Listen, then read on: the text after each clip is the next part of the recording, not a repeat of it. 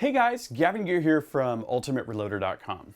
In this video, we're going to continue with the brand new MEC Marksman single stage reloading press. Now, if you haven't already done so, you should check out my first video where we went all the way from an unboxing of the press and mounting kit, which includes this base, all the way to my initial field trials of the press where we sized some heavy duty military 308 brass, we did some precision bullet seating and measured our bullet run out to test some unique features with the press like the floating shell holder design. So in this video, I'm going to install some accessories and trick out the MEC Marksman so that I can get ready for some 25-45 sharps precision loading, which will be in a future video. So what are we going to do? We're going to install the Hornady lock and load conversion kit, which comes with the press bushing, which screws in place of the standard bushing here on the press. And it also has some of the lock and load die bushings. That enables us to quickly insert or remove a die from the press. I've also got a few of the mounting tray options that MEC offers as accessories. So let's get straight into it.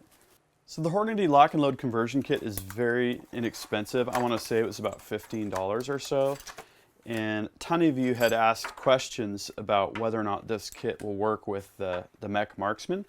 So I wanted to show you real quick before we get started here what comes with it exactly. So we have 3 die bushings, which we can use with individual dies or something like a powder measure. These use standard 7/8 by 14 threading on the inside, just like most turret presses, progressive presses, single stage presses. And then we've got the press bushing. And what we're going to do is just loosen the bushing that comes with the press that has this 7/8 by 14 threading. And we're just going to screw this right in its place. Okay, so let's see if this is going to work. I'm going to get the press handle out of the way.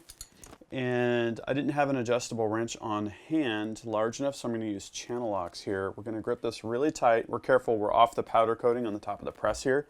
We're just going to loosen the factory bushing. Looks like I did not scratch the press, which makes me happy.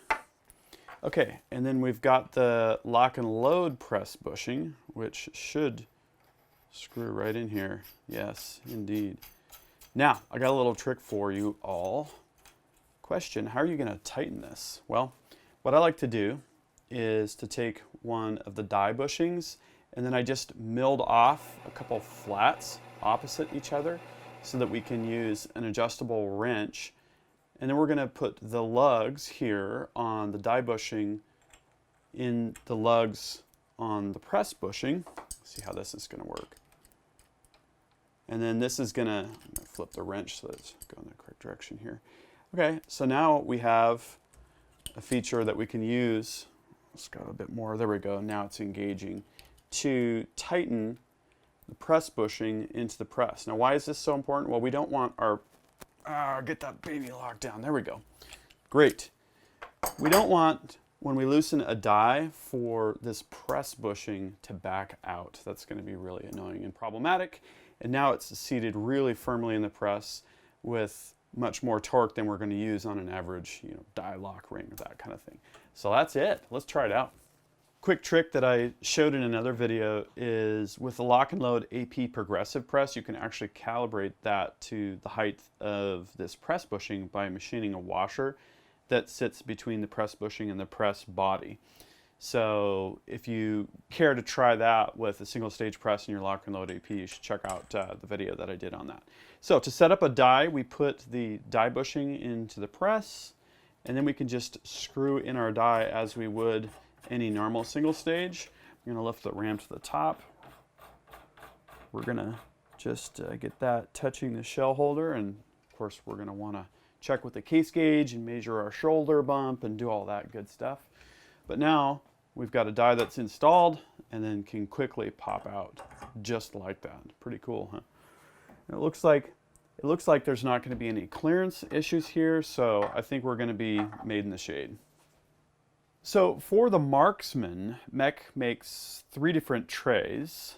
The first is the shell holder tray, which fits right on the back of the top casting of the press here.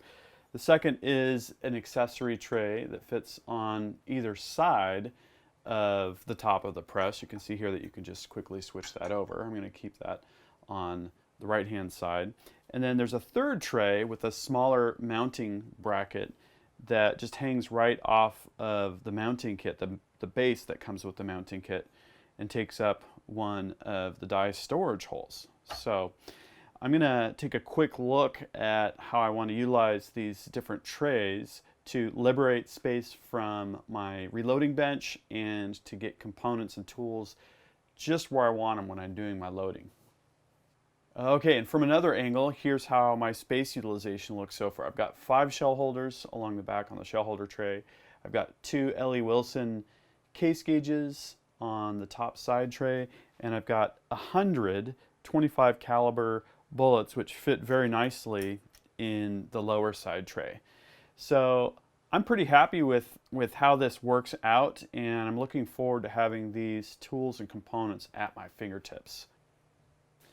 Well, that went smooth. I got my MEC Marksman all tricked out. It's accessorized. I got the lock and load bushing conversion system installed. Can't wait to do some more precision loading with this press, and I hope you'll join me for that upcoming content. And I hope this video was useful. If it was, please give it a thumbs up. And if you don't want to miss any of the action on ultimatereloader.com, please subscribe to my channel. Until next time, happy shooting and happy reloading.